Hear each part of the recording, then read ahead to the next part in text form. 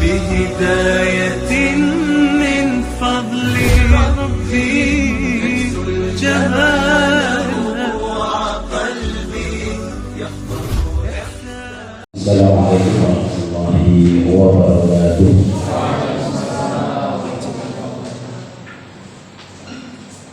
إن الحمد لله نحمده ونستعينه ونستغفره ونستهديه ونتوب إليه ونعوذ بالله من شرور أنفسنا وسيئات أعمالنا. من يهده الله فلا مضل له ومن يضلل فلا هادي له. أشهد أن لا إله إلا الله وحده لا شريك له وأشهد أن محمدا عبده ورسوله صلى الله عليه وعلى آله وأصحابه ومن تبع هداه بإحسان إلى يوم الدين. أما بعد، فيا أيها الحاضرون حضرات أوصيكم ونفسي بتقوى الله عز وجل فقد فاز المتقون. Sesungguhnya segala puji hanya milik Allah. Kita selalu memuji karena memang Allah itu adalah zat yang memang harus kita selalu memujinya karena nikmat yang telah Allah berikan kepada kita,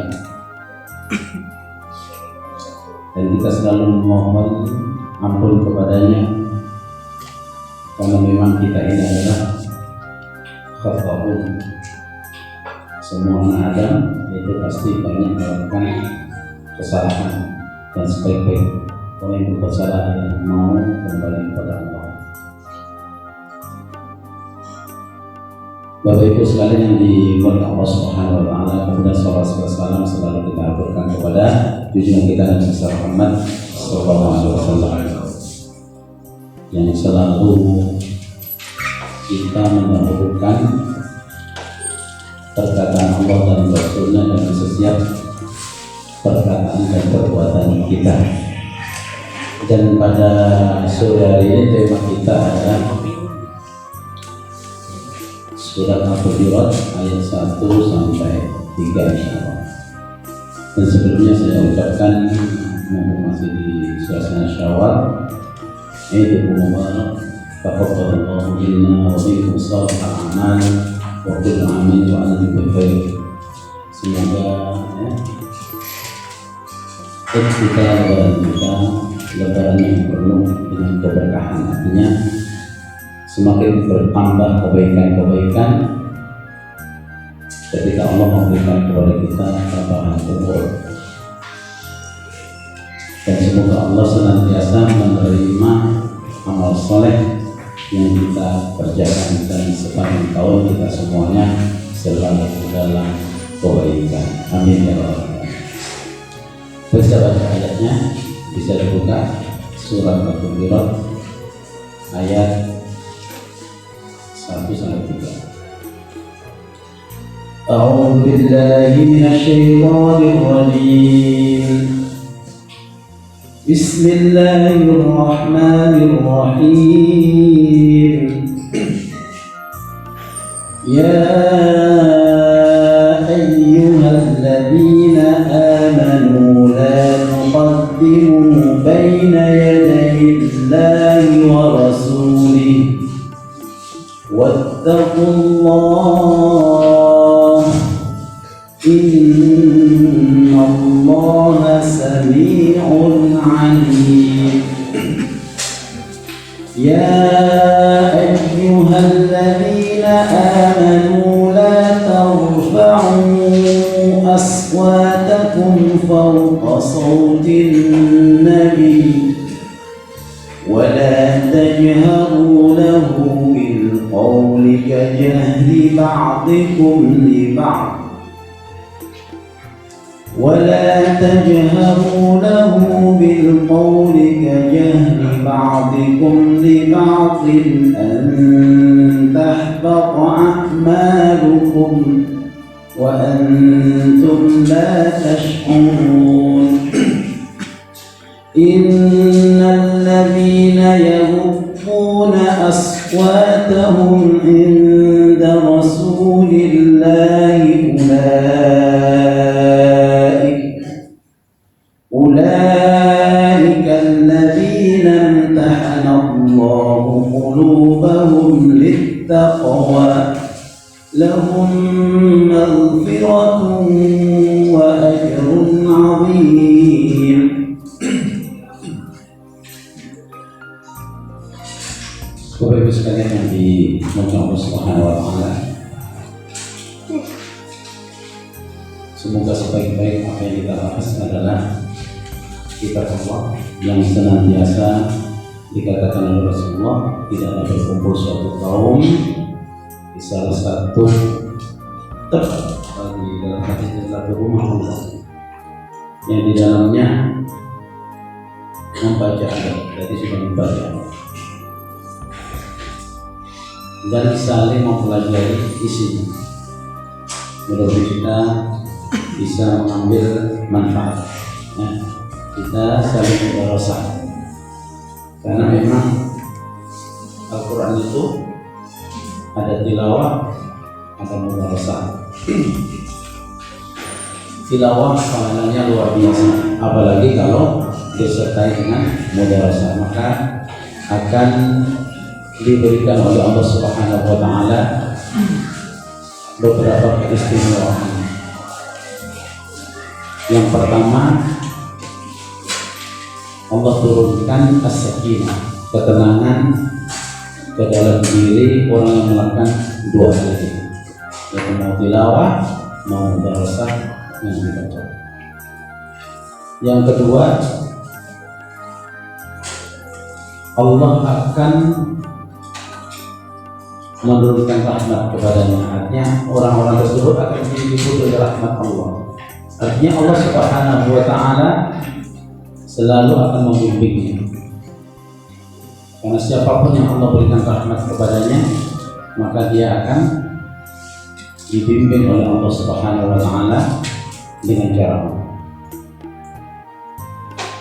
Dan tidak itu saja, akan didoakan oleh para makhluk Allah yang selalu taat kepada Allah, yaitu para malaikatnya yang selalu mendoakan Allahumma firlahu, Allahumma irhamhu.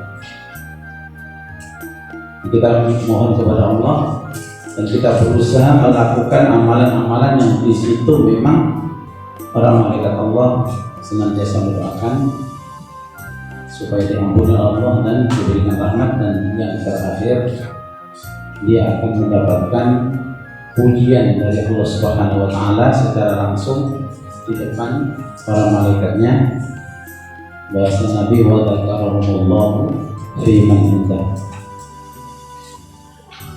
Nah, pada saudara ini surat Al-Hujurat dimulai dari ayat yang pertama. Allah Subhanahu wa taala berfirman, ya ayyuhalladzina amanu la tuqaddimu. Saya banyak membaca dari atau mengambil dari kitab Aisyah Tafsir. Ya ayyuhalladzina amanu, ini panggilan Allah Subhanahu wa taala kepada orang-orang yang beriman. La tuqaddimu baina yaday najwaakum. La tuqaddimu baina yaday Allahi wa rasulihi wattaqullaha innallaha samii'un 'aliim. Kalimat la tuqaddimu ada tiga tafsiran di sini sebagaimana dijelaskan oleh para ulama. Tafsir yang pertama, dan ini yang paling kuat, tapi semuanya saling menguatkan sehingga nanti kita akan paham apa makna daripada larangan la tuqaddimu di sini. Yang pertama, kalimat la tuqaddimu yang pertama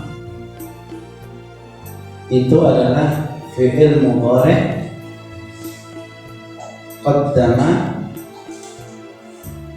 al-lazim bimakna taqaddam. Artinya bahwasanya di sini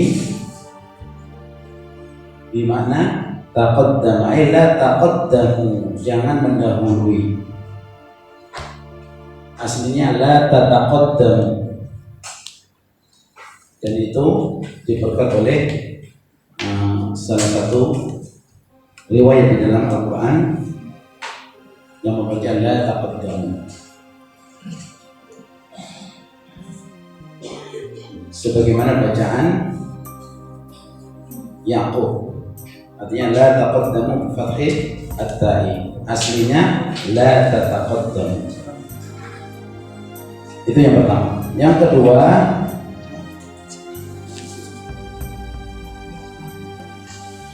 annahu mudhari muqaddama al-muta'addi. Kalau tadi lazim qaddama lazim bimana taqaddama, sekarang bimana qaddama al-muta'addi, artinya membutuhkan objek. Fi'il tersebut membutuhkan objek. Artinya apa? La tuqaddimu qawlan wala fi'lan, jangan mendahului Allah dan Rasulnya baik dalam perkataan dan juga perbuatan. Itu maknanya kedua.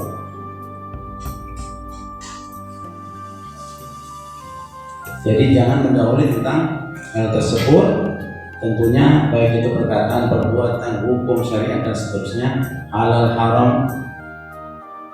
Nah, kecuali nanti kalau tidak ada, baru boleh ijtihad. Nah, seperti itu. Kemudian yang ketiga,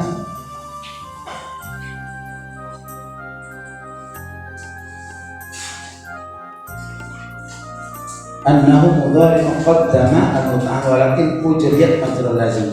Yang ketiga hanya seperti yang kedua, tapi perlakuannya seperti fi'il lazim, dia tidak membutuhkan maf'ul bih atau objek. Seperti kalimat wallahu yuhyi wa yumiit. Artinya Allah Subhanahu wa taala ini disifati dengan sifat menghidupkan atau mematikan dan lain sebagainya. Begitu juga seperti kalimat qul hal yastawil ladzina ya'lamuna wal ladzina la ya'lamun. Itu maksudnya orang-orang yang disifati oleh Allah dengan ilmu. Karena kalimat alimah itu memang membutuhkan objek, tapi maksudnya di sini adalah orang-orang yang mana dia diberikan ilmu oleh Allah Subhanahu wa taala, tentu tidak sama dengan yang tidak mendapatkan ilmu. Artinya orang yang mempunyai sifat, mempunyai keilmuan yang luas. Itu tiga makna.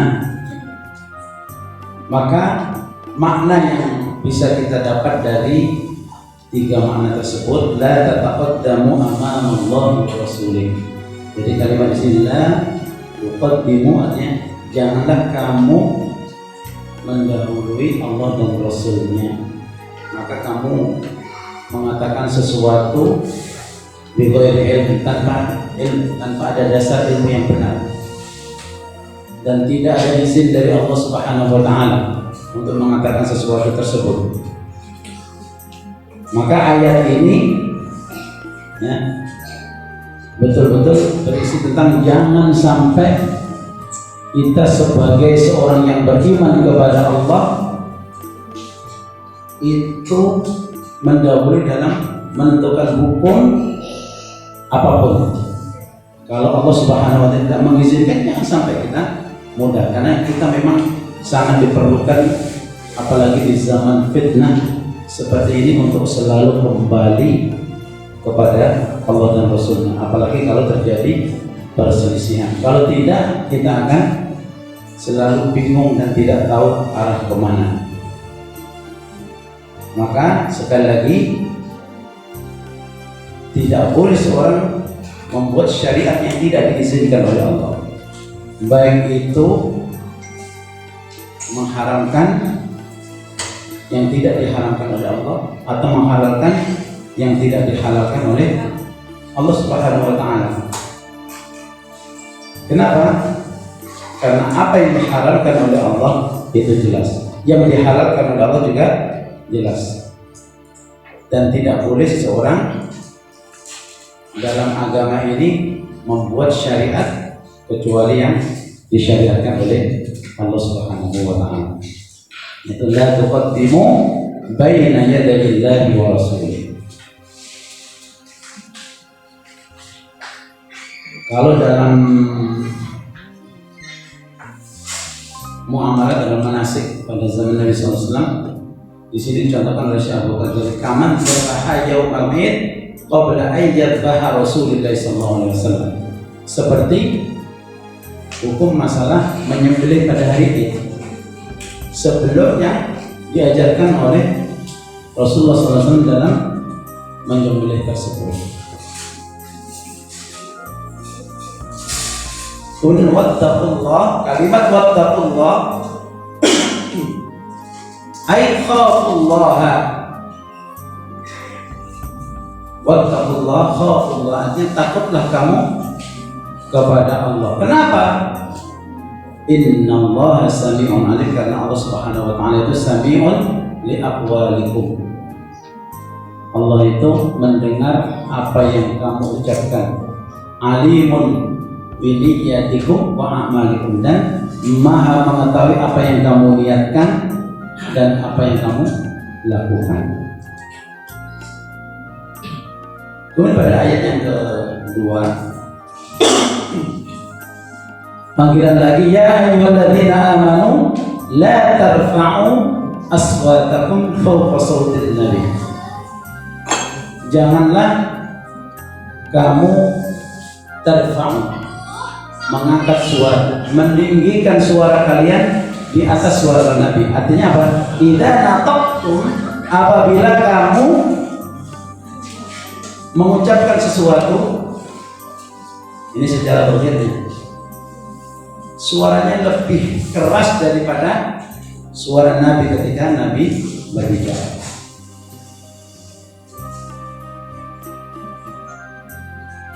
Kemudian wala tajharu lahu bil qaul,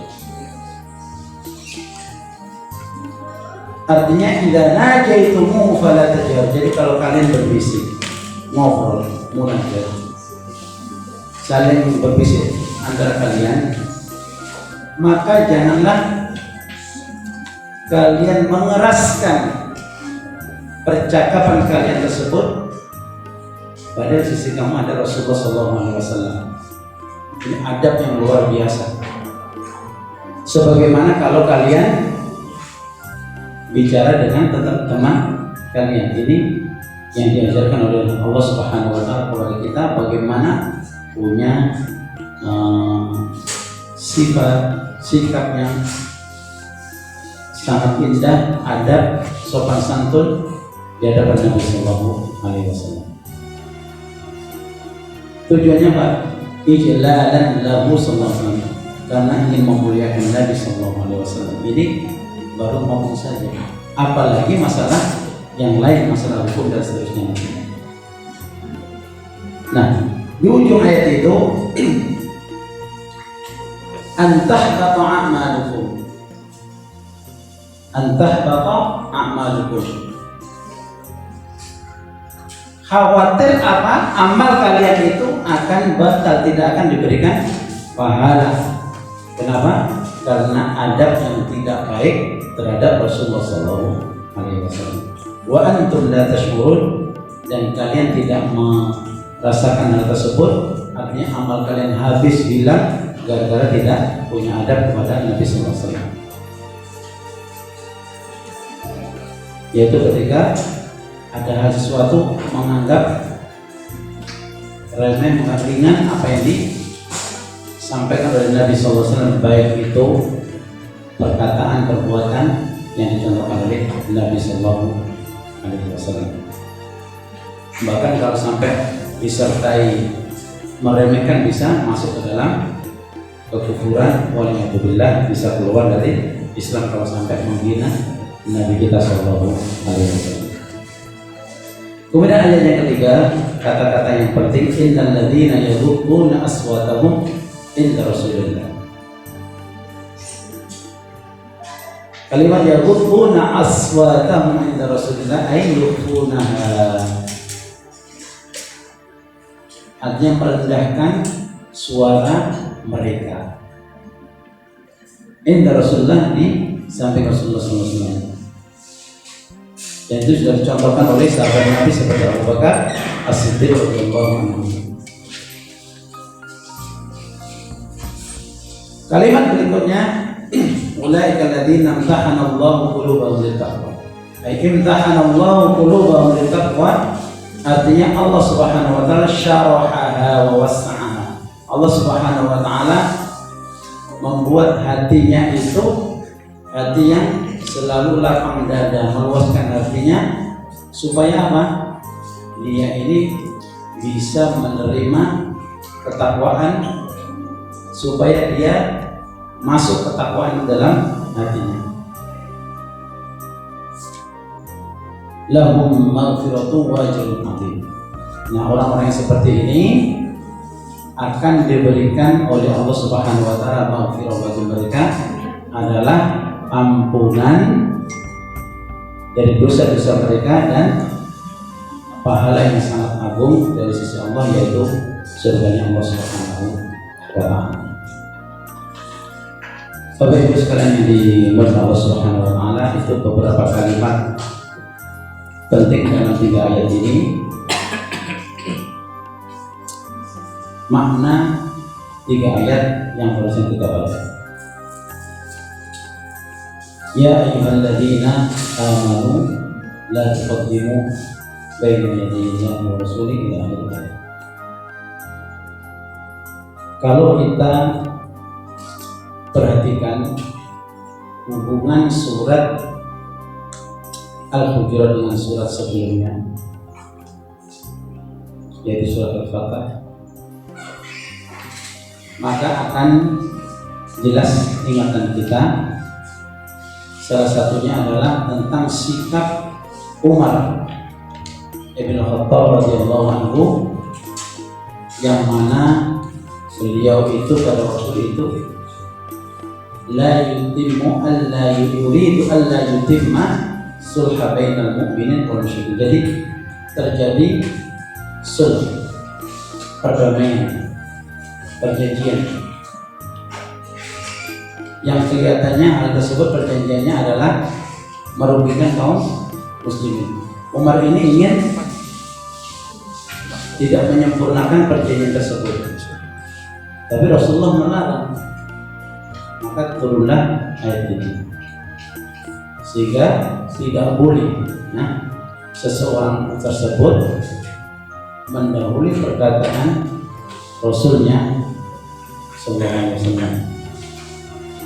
Dan ini diantara contoh, walaupun itu kelihatannya merugikan, tapi ternyata Allah Subhanahu wa taala dan Rasulnya lebih tahu, dan itu membawa kebaikan bagi kaum muslimin.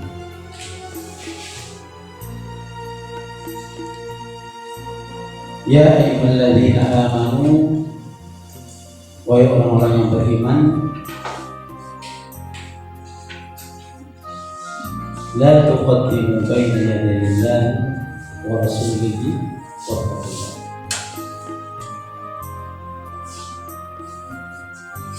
Orang-orang yang beriman kepada Allah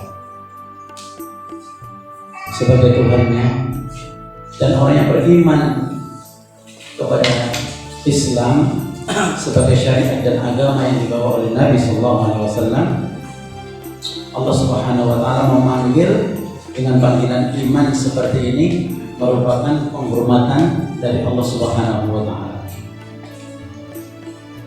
Kemudian dimulai dengan sebuah larangan, la tuqaddim, la nahiyah. Artinya janganlah kamu mendahului Allah dan Rasulnya dalam apa?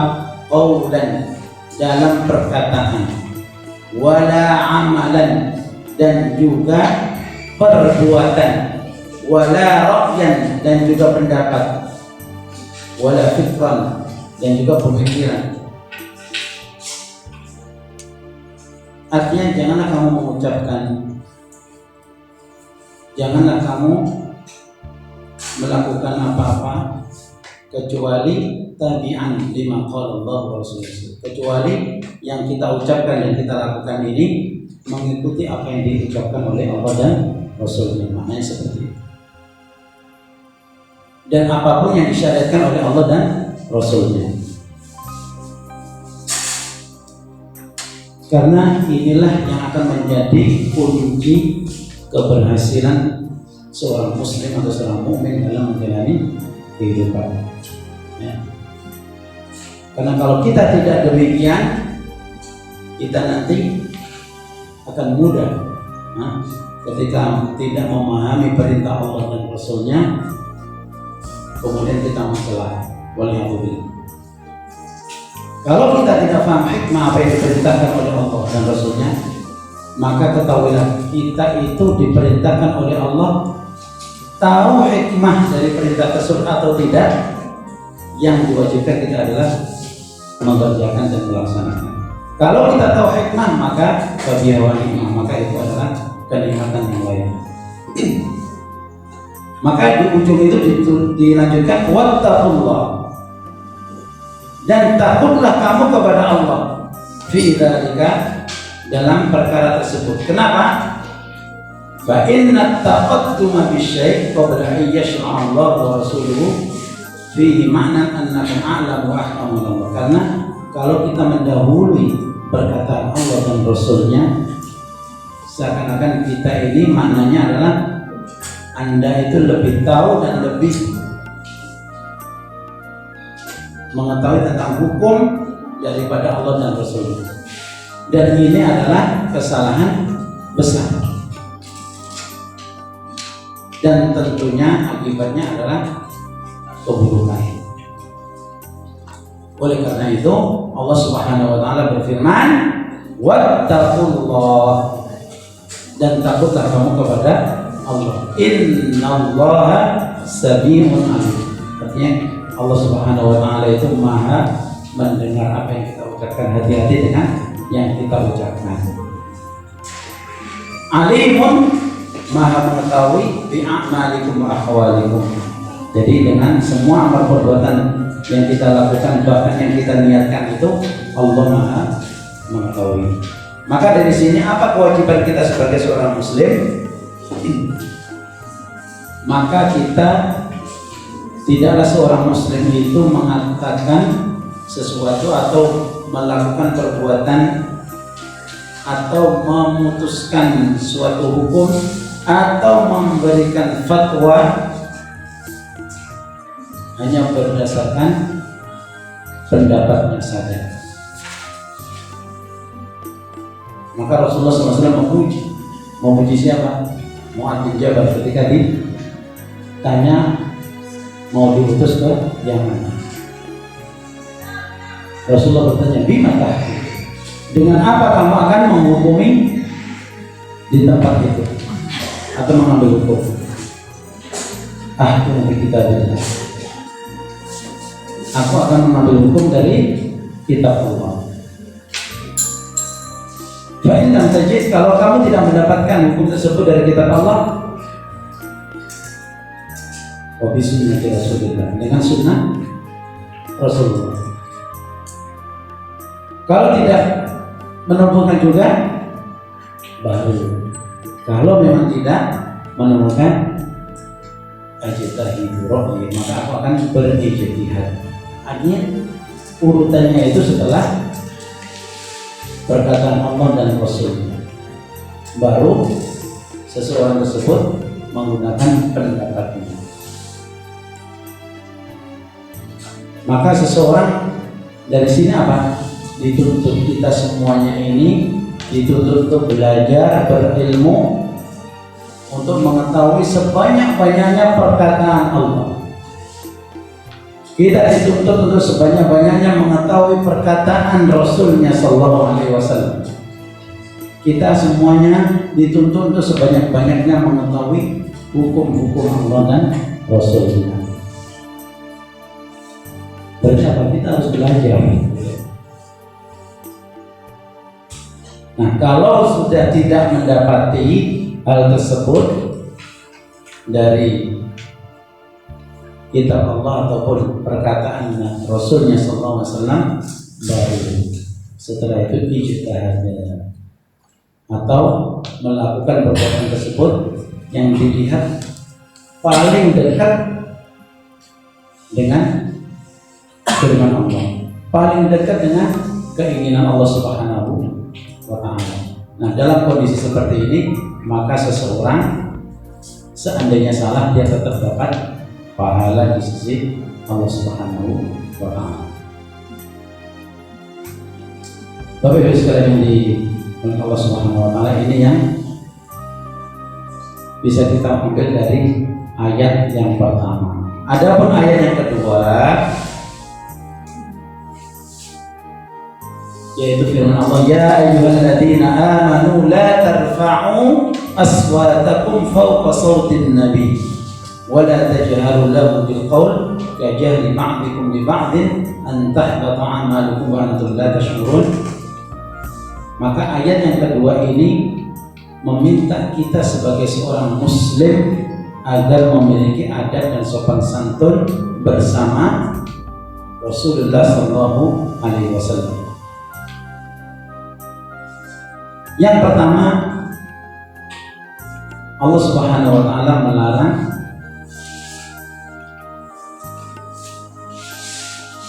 mengangkat suara lebih keras daripada suara Nabi sallallahu alaihi wasallam ketika mereka berbicara bersama Nabi. Ini ketika Nabi hidup, ya. Dan wajib bagi siapa saja untuk memuliakan Nabi Sallallahu Alaihi Wasallam, sekiranya salah satunya adalah merendahkan suaranya di hadapan Nabi Sallallahu Alaihi Wasallam apabila dia berkata. Dan begitulah Abu Bakar As-Siddiq radhiyallahu anhu ketika berbicara bersama Nabi. Dia datang ke kiri Nabi Sallallahu Alaihi Wasallam. Dan seterusnya. Dan Allah Subhanahu wa Ta'ala memberitahu kepada kita, wala tajharu lahu bil qaul kajahri ba'dikum li ba'd. Betul-betul jangan sampai kita mengeraskan suara kita seperti kalau kita bicara dengan teman kita. Dan Allah memberitahu kepada kita semuanya, annahu yukhsha alaihim, dikhawatirkan kepada orang-orang yang tidak punya adab kepada Nabi, tidak menghormati Nabi Sallallahu Alaihi Wasallam, amal perbuatannya itu menjadi sia-sia, amal perbuatannya itu menjadi sirnya, seperti terhapusnya oleh dosa syirik dan kekufuran, sedangkan mereka tidak merasakan. Nah, mengangkat suara ketika memanggil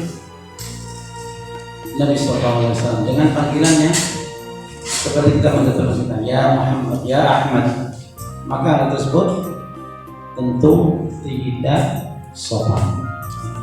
Kalau kita bersama Nabi, ya kita ucapkan ya Nabi Allah Muhammad Sallallahu Alaihi Wasallam, ya Rasulullah.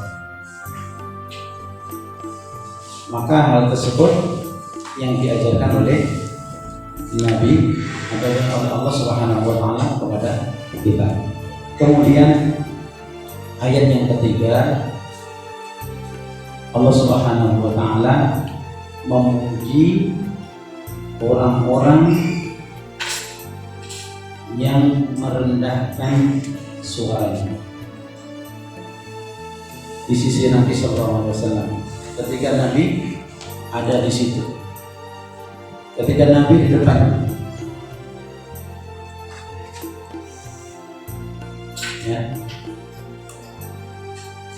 seperti Abu Bakar, Umar dan lainnya, maka mereka itu Allah Subhanahu wa Ta'ala memberitahu bahwa mereka itu adalah di antara hamba-hamba Allah yang memang Allah berikan kelapangan hatinya dan mereka mempunyai ketakwaan dan mereka ini adalah contoh yang terbaik.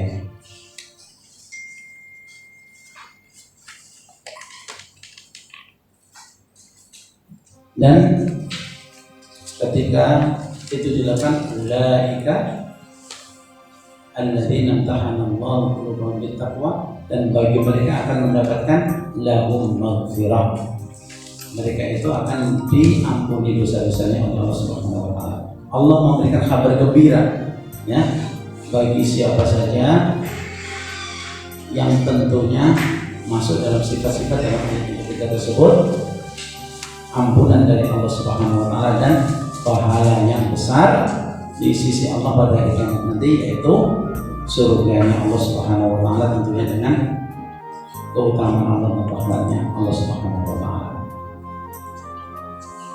Kemudian yang bisa kita ambil min hidayatul ayat, poin-poin penting dari 3 ayat tersebut untuk menguatkan kembali apa yang kita ambil dari pelajaran 3 ayat ini. Yang pertama,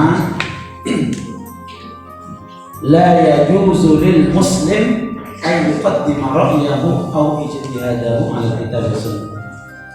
Betul-betul tidak boleh seorang muslim itu mendahulukan pendapatnya atau ijtihadnya mengalahkan Al-Quran dan Sunnah.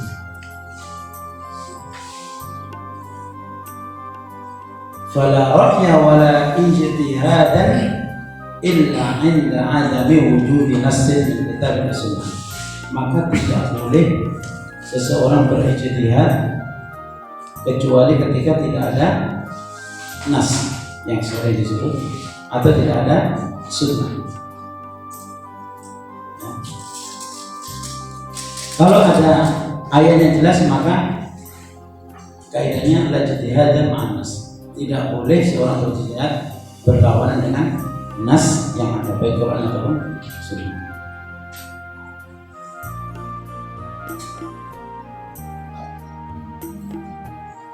Wa alaihi idza ijtahada an yakuna ma ijtahada bi aqrabu ila muradillah. Dan ketika dia berijtihad, maka niatkan ijtihad tersebut untuk mencari sesuatu yang paling dekat dengan muradillah, keinginan Allah dan Rasulnya. Artinya apa? Selalu tempelkan dengan syariat Allah. Banyak memang nas-nas apa hukum-hukum yang tidak ada nas yang sahih, kemudian perlu ijtihad. Maka di situ ketika seseorang ijtihad harus dilihat ada kesamaan sifat-sifat, umpamanya dalam contoh sederhana dalam hukum zakat zuruh, nggak ada memang padi, nggak ada, tapi yang paling dekat itu seperti beras, ini sifatnya sama, bisa disimpan, makanan pokok, maka di situ akhirnya dikiaskan dengan kurma, gandum, syair dan seterusnya seperti itu. Wa in dhahara lahu mu'dul ijtihad, kalau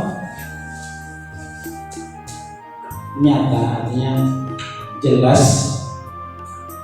ijtihad tersebut jauh dari nas, baik kitab ataupun sunnah, maka segera kembali kepada Al-Quran dan As-Sunnah dan tinggalkan pendapat tersebut, karena itu yang diajarkan oleh para ulama. Maka salah satu perkataan para ulama seperti Imam Syafi'i atau pengikutnya, tidak sahih hadis bahwa Nabi, sampai seperti kalau ada hadis yang sahih yang bertentangan dengan pendapat saya, karena memang kan tidak semua para ulama itu hadis itu sampai kepadanya. Ketika nggak sampai, perlu adanya hukum, maka berijtihad.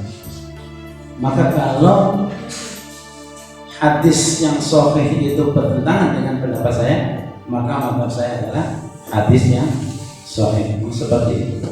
Maka tidak heran ya, para imam itu kadang-kadang pendapatnya tidak hanya satu. Seperti Imam Syafi'i ada qaulul qadim, ada qaulul jadid. Imam Ahmad kadang-kadang bahkan punya 3 pendapat. Itu hal-hal yang memang di situ terbuka untuk ijtihad. Tapi kalau tidak terbuka untuk ijtihad, tidak boleh. Seperti masalah-masalah akidah, masalah-masalah kesyirikan, masalah-masalah khurafat, itu tidak ada perselisihan, tidak perlu ijtihad. Tapi kalau dalam hal fikih, ya, contoh kalau bulan puasa Muhammadiyah mengatakan apa? Hisab. Tidak ada masalah. Itu masalah ijtihad. Sehingga tidak menyalahkannya, tetap menggunakan ru'yah. Seperti itu.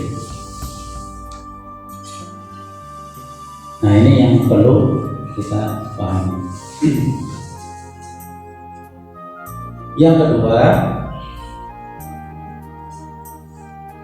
bima anna Allah Ta'ala qad qadara ilaihi nabiyyahu wa lam yabqa bainana Rasulullah sallallahu alaihi wasallam natakallamu ma'ahu aw nunajihi wa nahfadhu aswatina inda dhalik fa inna alaina idza dzukira Rasulullah. Kemudian yang kedua, karena Allah Subhanahu wa Ta'ala telah mengambil Nabi sallallahu alaihi wasallam, Rasulullah sallallahu alaihi wasallam telah menghadap Allah Subhanahu wa Ta'ala. Dan Rasulullah tidak ada lagi di depan kita. Kita bicara, Rasulullah tidak di hadapan kita karena memang Allah sudah memanggilnya, telah mewafatkannya. Maka ini tidak bisa seakan-akan tidak bisa diterapkan, kan begitu. Maka caranya bagaimana? Idza dzukira Rasulullah sallallahu alaihi wasallam bainina. Kalau disebutkan nama Nabi kita Rasulullah sallallahu alaihi wasallam di tengah-tengah kita, maka kita juga punya adab. Rasulullah sallallahu alaihi wasallam menyebutkan tentang hukum, maka kita punya adab. Kadang-kadang mungkin kita tidak paham terhadap hukum tersebut, ya. Maka kita sami'na wa ata'na. Kalau disebutkan secara namanya, maka kita tidak tahu, bahkan segera mengucapkan sholawat Allahumma shalli wa sallim alaihi dan seterusnya. Dan kita tidak sibuk dengan diri kita sendiri atau tidak mau memperhatikan, bahkan menganggap remeh nama tersebut, waliyahudillah. Nah, ini salah satu adab, karena ketika kita disebutkan qala Rasul sallallahu alaihi wasallam, maka kita harus betul-betul ketika seperti itu, ya, kita memperhatikan kemudian apa yang akan disabdakan oleh Nabi. Sehingga kalau itu nanti berupa hukum yang isinya perintah, kita merasakan bahwasanya Rasulullah sedang memerintah kita. Kalau isinya larangan, kita merasakan bahwa Rasulullah sedang melarang kita seperti itu. Jangan sampai kita tidak memperhatikan perkataan Nabi, baik itu dibacakan atau kita membaca.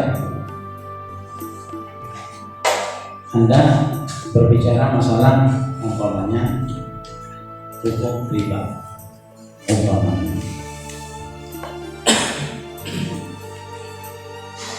qala Rasulullah sallallahu alaihi wasallam la'anallahu akilat riba wa mukilah. Maka ketika kita mendengar seperti itu, maka perhatikan dengan betul-betul maksudnya. Allah Subhanahu wa Ta'ala melaknat pemakan riba dan orang yang mewakilkannya, wabati dan yang menulisnya, dan seterusnya. Wa syahidain wa hum fi dzalika sawa. Mulai seperti kita mendengar sebuah hukum seperti itu, maka kita mendengarkan, maaf, walaupun mungkin kita melakukan larangan tersebut, kita takut. Dan kita tidak meremehkan, dan kita tetap meyakini bahwasanya riba itu adalah sesuatu yang diharamkan dan dilarang oleh Rasulullah SAW. Nah ini bentuk ta'addub, sopan terhadap hukum. Nah kalau kemudian ingin membahas lebih dalam lagi ya silakan, tapi ketika membahas hal tersebut, masalah hukum tersebut, betul-betul rasakan itu adalah yang sedang menyampaikan sabda adalah baginda Rasulullah SAW, utusan Allah Subhanahu Wa Taala. Jangan sedikit pun karena alasan ekonomi kemudian dan seterusnya kita meremehkan hal tersebut.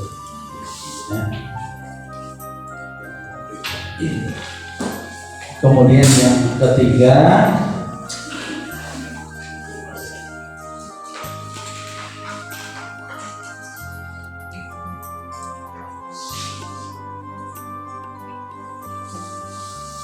siapapun yang berada di masjid Nabi Sallallahu Alaihi Wasallam,